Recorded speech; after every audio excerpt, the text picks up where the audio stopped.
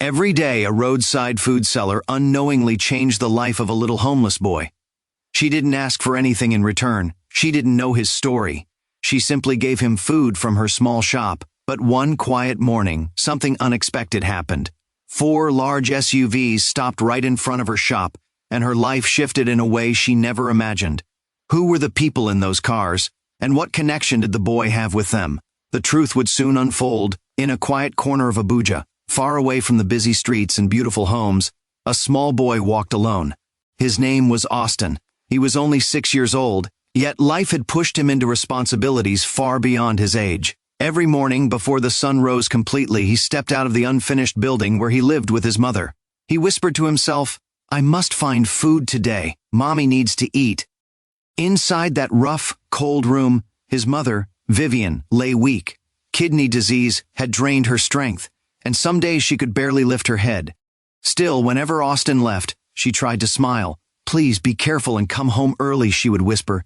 He always held her hand for a few seconds before going out, but life had not always been this painful. Years before he was born, Vivian was a cheerful young woman with dreams of her own. She owned a small provision shop after graduating from university. She sold rice, milk, bread, snacks, simple things that paid her bills and gave her hope. She was also in love. Gabriel, the man she loved, was gentle, smart, and full of dreams of his own. He wanted to travel abroad for his master's degree but lacked money for the travel process. Vivian believed in him so much that she used almost all her savings to support him. Whenever he worried, she assured him everything would work out, and he always promised to make her proud.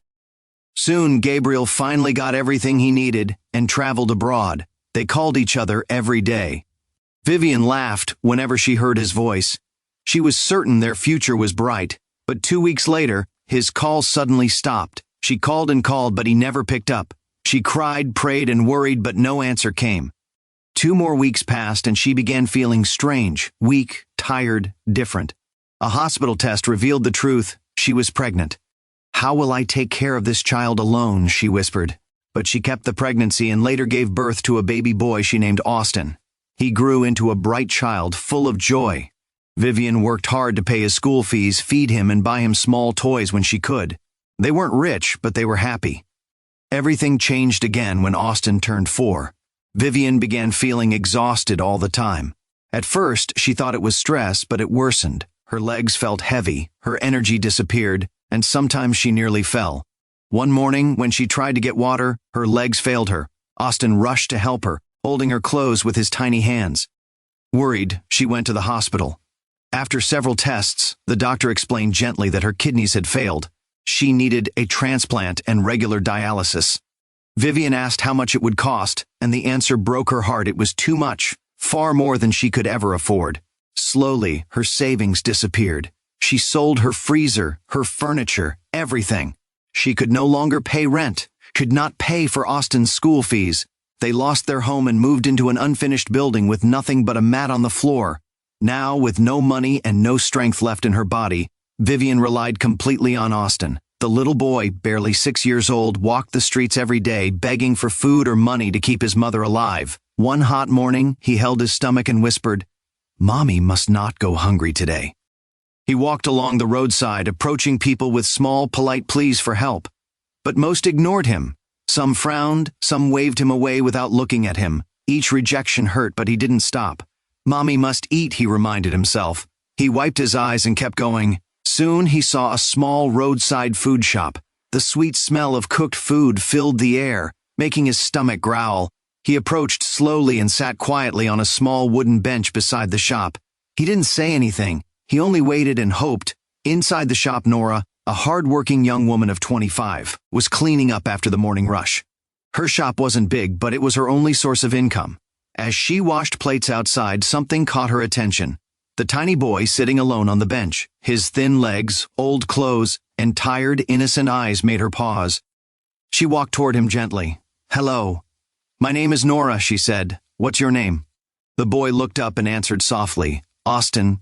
"Why are you sitting here alone?" she asked. Austin rubbed his fingers together and whispered, "I'm hungry." Those 2 words pierced her heart. Without asking further, she hurried inside and brought him a warm plate of food. But instead of eating, Austin asked quietly, "Auntie, please, do you have nylon or small pack?" Nora was surprised. Why? She asked gently. Austin looked down at the plate he was holding carefully. I want to take it home. Nora felt a sharp pain in her chest. She didn't know the full story yet, but she knew this child wasn't lying. She packed the food for him and handed it over. He thanked her sincerely, then suddenly ran off, clutching the food tightly. When he reached home, he quietly slipped inside the unfinished building. His mother lay weak on the mat, barely able to lift her head.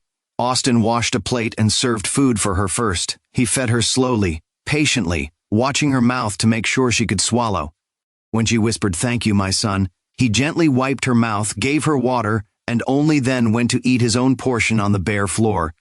As the evening light faded, Vivian gathered enough strength to ask, "Austin, where did you get this food?" He sat beside her and held the nylon. "Mommy, I saw a small food shop by the road. I sat on the bench because I was tired. One auntie came out. Her name is Auntie Nora. She saw me and asked my name. I told her I was hungry." Austin looked up carefully and walked toward her. His steps were slow, almost shaky. Nora's heart tightened the moment she saw his face. He looked even thinner than the day before. "Are you okay?" she asked softly. Austin nodded, but his eyes told the truth. He was hungry, tired, and hurting. Nora bent slightly, trying to meet his gaze. "Have you eaten today?" He shook his head slowly. Without another word, she gently held his hand and guided him inside. She didn't want to overwhelm him with questions, but she couldn't ignore the sadness that rested on his small shoulders. She packed some warm food again, placing extra pieces inside.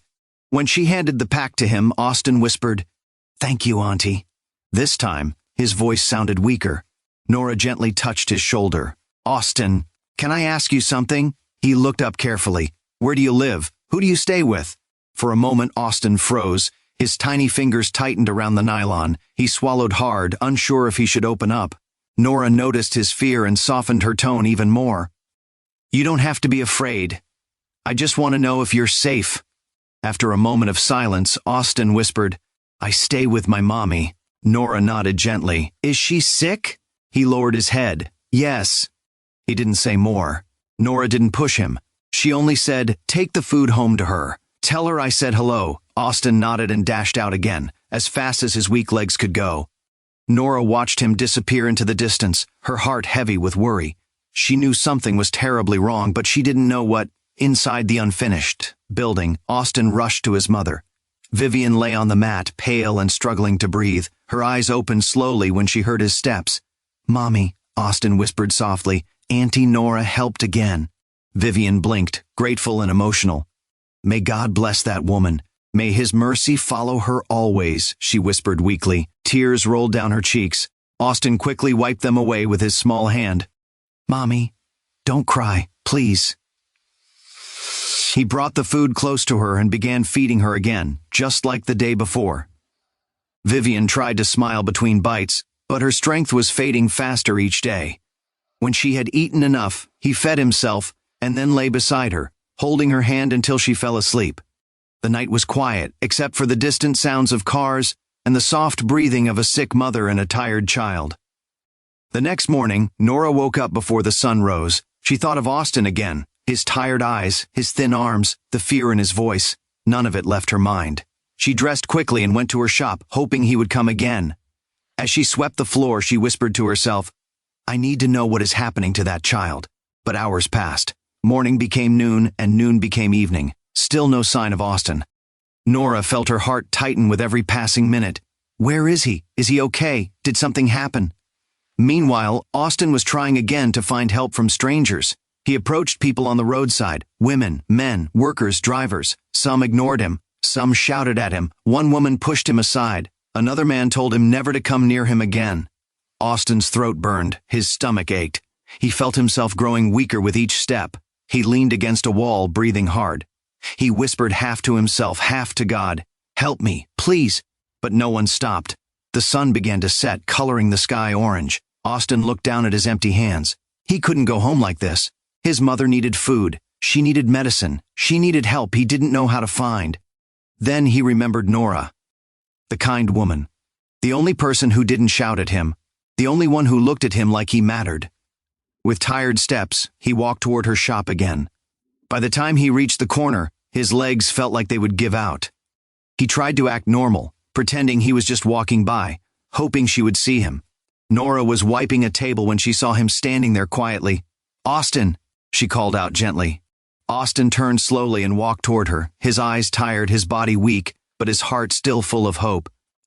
Austin felt a warm comfort just from hearing Nora's voice. "Good evening, Auntie," he said with a tiny smile. Nora bent down so she could see his face clearly. "Austin, I didn't see you this morning. Where did you go?" she asked. He shifted on his feet and looked at his fingers. I was walking around," he whispered. "I was begging to see if someone would help me. I wanted to get something for me and my mother." Nora's expression softened. "Your mommy?" she repeated gently. "Is she okay?" Austin shook his head. "No, Auntie, she cannot walk well. She is always tired. She is very sick." Nora felt a sharp ache in her chest. "What kind of sickness?" she asked quietly. Austin swallowed. "She can't stand for long. She lies down every day. The doctor said she needs treatment. But we don't have money for anything." Nora placed a comforting hand on his small shoulder. "Austin, listen," she said softly. "You don't need to walk around like this every day. Come here every day. I will keep food for you." Austin's eyes widened. "Every day?" "Yes," she said firmly. "Every single day. I don't have much, but I won't let you and your mother starve." "Thank you, Auntie. Thank you," he whispered.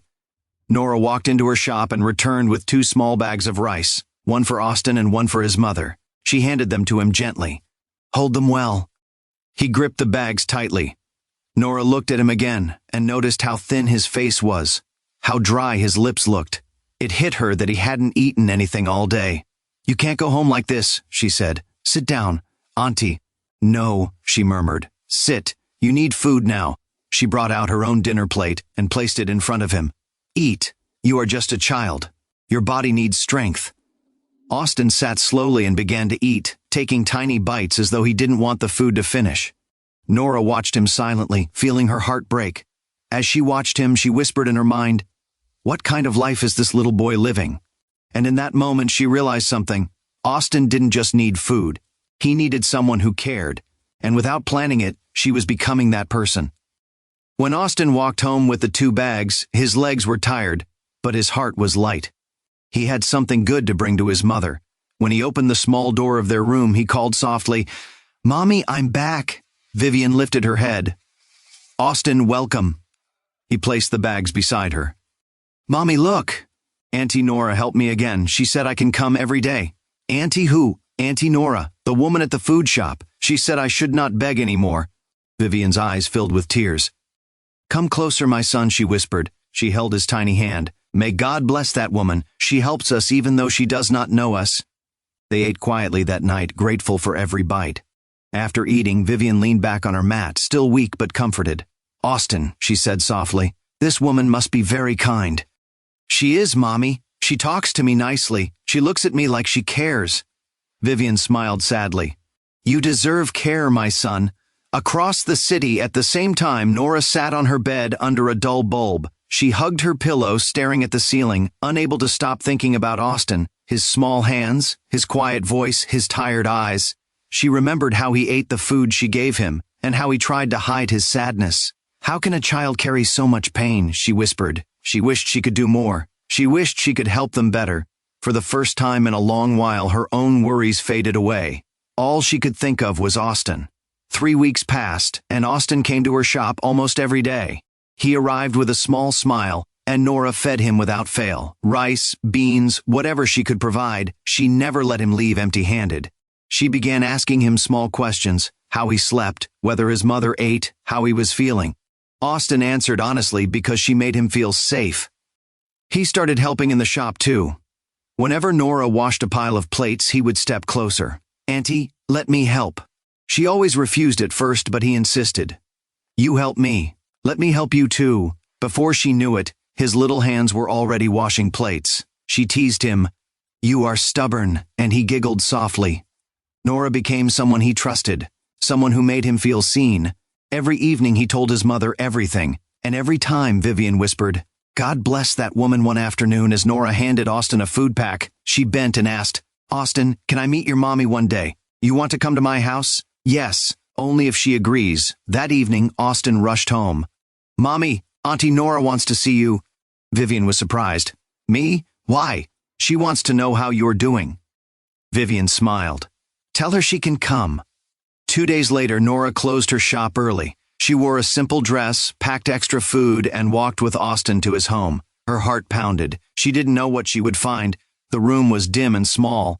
Vivian lay on a thin mat. "Good evening, ma'am," Nora said softly. "You must be the Nora my son talks about," Vivian replied. Nora gave her the food she brought. "I hope this helps." Vivian's eyes filled again. "Thank you for caring for us." Nora sat beside her and held her hand. "Your son is a good boy. I will keep helping him. You are not alone." For the first time in months, Vivian felt hope. Far away, in the sky above another country, a handsome man sat in a luxurious private jet, staring out the window with a glass of wine in his hand. His name was Gabriel, now a wealthy co-founder of a global tech company. But his heart was restless. He was going back home, thinking about someone he never forgot, Vivian, the woman who loved him when he had nothing. "I hope you are okay," he whispered. His phone had once been stolen, and with it, every way to contact her. "I tried to find you," he murmured to himself. "I hope you didn't give up on me." He didn't know she was living in an unfinished building, struggling to survive. As he thought of her, his plane landed quietly at Abuja Airport. Meanwhile, Austin continued visiting Nora's shop every day. He swept the front, washed plates, and grew brighter each week. He laughed more, he walked lighter, and Vivian noticed. Every evening when he talked about Nora, her heart softened. He walked into the room quietly. "Mommy, today Auntie Nora taught me a new song. She said I am brave. She even told me a story." Vivian listened to her son and tried to smile. Her body was weak, but her heart found a little hope again. On some weekends, Nora would close her little shop early just to visit them. She always brought something, small, fruits, biscuits, or warm food. Each visit felt like a ray of light entering their dark and lonely room. Vivian still had pain. Her sickness was still there, but the loneliness in her heart slowly began to fade. Someone finally cared. Someone saw her as a human being who mattered. Sometimes Nora would sit outside and tell Austin stories. Austin would listen with wide eyes, then run inside to repeat every single detail to his mother. Vivian smiled at his excitement, not knowing that somewhere in the city her long-lost lover had returned and was searching for her. After a week back in the country, Gabriel started tracing Vivian's steps. He went back to the compound, where they once lived together. He walked slowly, looking around for any familiar face. An elderly woman sitting on a stool looked up and froze. "Gabriel, is that you?" she asked. He turned immediately. "Yes, Ma, you remember me?" She nodded. "Of course. You lived here with Vivian." Gabriel stepped closer, his chest heavy. "Mama, please. I came to look for her. Do you know where she is now?" The woman sighed deeply. "My son, shortly after you left, Vivian found out she was pregnant." Gabriel felt his heart drop. "Pregnant?" he whispered. "Yes," the woman continued. "She had a boy, but then she fell very sick. Life became hard. One day she packed her things and left. Nobody knows where she went." Gabriel swallowed painfully. Vivian had a child. His child. He held his head for a moment, trying to breathe. "So she left with the child?" "Yes," the woman replied. He looked away, tears in his eyes. "Vivian, you suffered alone." He thanked the woman and walked back to his car with a new purpose. He wasn't searching for the woman he once loved. He was searching for his family. Vivian and his son. That evening, Gabriel sat in the living room of the mansion he had bought in the city. Worry covered his face. He called his driver. "Did you check everywhere I told you?" he asked. "Yes, sir. Nobody knows a woman named Vivian." Gabriel closed his eyes. He imagined Vivian suffering, his child suffering. A pain he couldn't describe filled his chest. How many mothers were sick like Vivian? How many children were suffering like his son? Right then, he made a decision. If he could not find her yet, he would at least help people like her. He told his driver, "Find me local hospitals in the remote areas. I want to donate to sick people." The driver obeyed. By the next morning, Gabriel received a message with the address of a small hospital hidden deep inside a poor area. He put on his jacket and left at once. His SUV and the security trucks followed him. They drove on rough, dusty roads. "People here must be suffering," he whispered. His stomach growled. He was hungry, but there were no restaurants around. Then he saw a small but neat roadside food shop. Smoke rose from a pot outside. A wooden bench sat by the entrance. "Stop here," he said. All 4 vehicles stopped. As he stepped out and approached the shop, something caught his eyes. A small boy washing plates quietly. Thin, serious, focused. His tiny hands scrubbed each plate with so much care that Gabriel could not look away. It reminded him of his own childhood. He walked toward the boy gently. "What is your name, young boy?" The boy looked up. "Austin," he replied. Before Gabriel could say anything else, a young woman approached. "Nora, good afternoon, sir. What would you like to buy?" Gabriel looked at Austin again. Something about the boy pulled deeply at his heart. "Madam, why is this boy not in school? It is Monday." Nora's smile faded. She looked at Austin with sadness. "His mother is very sick. She cannot work. They cannot afford school fees." Gabriel felt something shift inside him, deep compassion. He remembered why he came. To help the sick. "Can I see his mother?" he asked softly. Nora hesitated. "Sir, why do you want to see her? I need to be sure your reason is safe." Gabriel nodded gently. "I respect that. I came to this area to donate to the sick. When you said his mother is very ill, I thought I could help her too."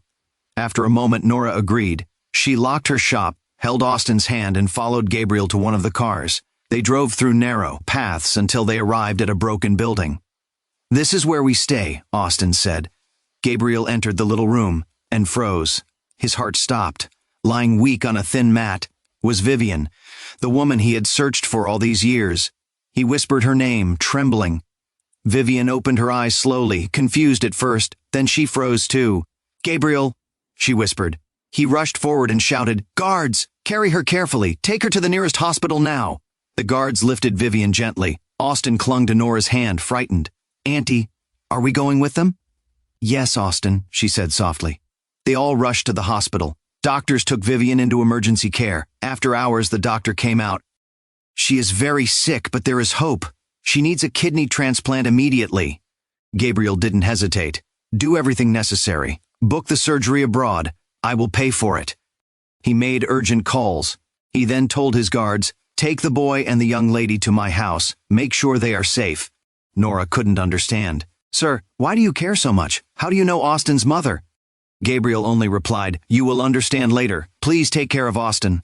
At Gabriel's mansion, Austin stared around in shock. "Auntie, are we really going to stay here?" "For now," Nora assured him. Within 3 days, all documents were ready. Vivian was flown abroad. Gabriel offered his own kidney.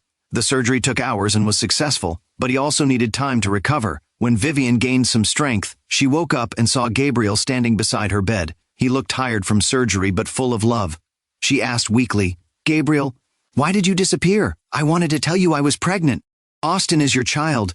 He took her hand gently. "Vivian, I know. When I returned, I went to the old compound. An elderly woman told me everything. She said life became hard. She said you were sick and had to move away." Vivian cried softly as he continued. "When I heard you had a child, my child, I promised myself I would find you. That is why I did not stop searching." Tears streamed down Vivian's face. Gabriel explained how he was attacked abroad, lost his phone and contacts, worked small jobs, studied, learned ed tech skills, built a company, and became successful, but never forgot her. They cried and held each other. Vivian asked suddenly, "Where is Austin?" Gabriel smiled gently. "He is safe. He is with Nora in my house." Weeks later, when Vivian and Gabriel recovered enough, they returned home. At the mansion, Austin sat with Nora waiting anxiously. When the door opened, he saw his mother and ran into her arms crying with joy. Vivian could walk again. Nora was shocked and happy. Vivian sat Austin down gently. "My son, this man here, Gabriel, he is your father." Austin blinked, stunned. Gabriel knelt in front of him. "I know I was not there when you needed me, but from today I will never leave again." Austin nodded shyly and whispered, "Okay." Gabriel hugged him. Vivian thanked Nora for caring for her child. Nora cried softly. Gabriel added, "You helped my family before I even found them. Thank you." Then he asked her, "Would you like to grow your food business?" Nora said she wanted to finish school first. Gabriel nodded. "Tomorrow I will get you a better apartment." The next day, he handed her the keys to a beautiful new place. Nora was in disbelief. He then hired workers for her business so she could focus on school. A few days later, he took them to a big complex where a new restaurant stood with bright letters, "Nora's Kitchen." She cried softly. "This is your restaurant," Gabriel said. "Workers will run it while you study." He handed her an envelope, her admission letter. Nora cried again, overwhelmed with gratitude. Vivian grew stronger. Nora prepared to start school. The restaurant opened and grew one evening during dinner. Gabriel knelt down and asked Vivian to marry him. She whispered yes through tears. They had a beautiful wedding. Vivian's life was restored. Austin had hope again. Nora's future opened and Gabriel finally had his family. Soon after, Gabriel arranged travel documents for Vivian and Austin. They said a warm goodbye to Nora and traveled abroad to start a peaceful, happy life. Nora stayed behind, but her life was transformed. She continued her education, lived in her new apartment, and her restaurant flourished. She never forgot the lesson that changed everything. One simple act of kindness can open doors no one ever expects. One moment of love can save a broken heart. One helping hand can lift a whole family from pain to joy. Kindness never dies. It always returns, with blessings. My dear viewers, what do you think about this touching story? Share your thoughts in the comments. I would love to read them. And in a few days, another beautiful story will be uploaded. So make sure you subscribe and turn on the notification bell. If you enjoyed this story, please like and share it. Thank you so much for watching.